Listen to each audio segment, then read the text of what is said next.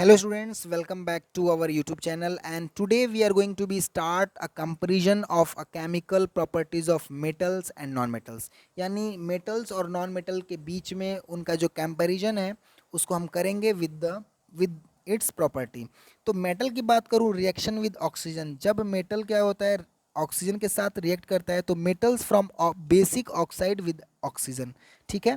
जबकि non metals from acidic और neutral oxide with oxygen. Nature of oxide कैसा होता है, इसका प्रॉपर्टीज होता है next. Metal oxides are basic in nature whereas non metal oxides are either neutral or acidic in nature.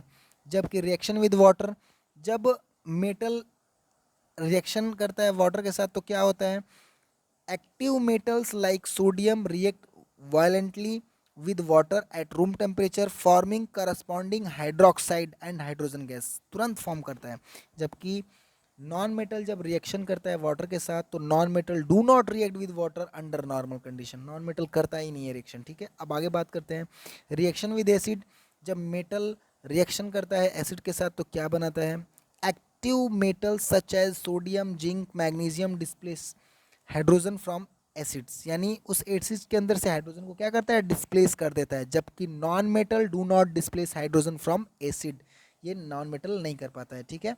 आगे comparison बात करें तो reaction with alkalis, certain metal such as zinc aluminium react with hot solution of alkalis liberating hydrogen gas. जबकि non metal the reaction of non metal with alkalis are complex, बहुत complex हो जाता है, नहीं हो पाता है, ऐसा कह सकते हैं।